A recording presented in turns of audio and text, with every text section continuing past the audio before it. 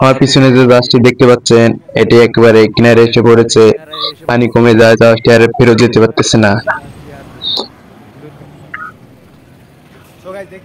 তো গাইস, আজকে চলে আসলাম এবার সি বিচ এবং এপাশে কর্ণফুলী টানেল এবং পাশে চট্টগ্রাম বিমানবন্দর।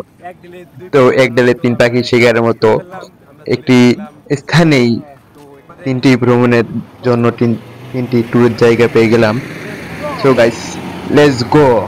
আজকে আমি আপনাদের সমস্ত কিছু এখানকার ঘুরে দেখাবো। দেখতে পাচ্ছেন এখানে এটা মূলত সি বিচ এবং কর্ণফুলী টানেল নামে বেশি পরিচিত, যেহেতু পর্যটকদের জন্য সি বিচ সমুদ্র বন্দর। দেখতে পাচ্ছেন এখানে শত শত মানুষ আসে এই সমুদ্র দেখার জন্য, সূর্যাস্ত দেখার জন্য। তো পাশে দেখতে পাচ্ছেন কর্ণফুলী টানেল এবং এর পাশে হচ্ছে বাংলাদেশ চট্টগ্রাম বিমানবন্দর।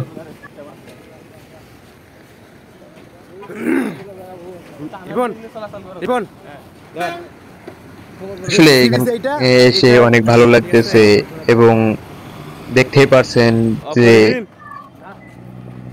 কত সুন্দর একটা পরিবেশ। এই স্থানটি, রাস্তাটাই কত সুন্দর ভাবে তৈরি করেছে এবং দেখতে পাচ্ছেন এখানে কত মানুষ রয়েছে, কত পর্যটক এখানে ভিড় করেছে সূর্য অস্ত দেখার জন্য। এই সমুদ্রের পাড়ে সূর্য এখন উপরে আছে, প্রায় মিনিমাম আরো আধা ঘন্টার মতো লাগবে সূর্য অস্ত দিতে। তো দেখতে পাচ্ছেন যেখানে কত মানুষজন রয়েছে এবং আমার এই পাশে যে জাহাজটি, এই জাহাজটি এসেছে একেবারে কিনারে, কিন্তু পানি কম হয় আর জাহাজটি ব্যাক করতে পারতেছে না। যখন ভোরবেলা জোয়ার ভাটা উঠে, জোয়ার উঠলেই সমুদ্রের পানি বেড়ে এবং তারপরে এই জাহাজটি এখান থেকে যেতে পারবে। এর আগে এই জাহাজটি যেতে পারবে না। দেখতে পাচ্ছেন, আমি আবারও দেখাচ্ছি কাছ থেকে জাহাজটি।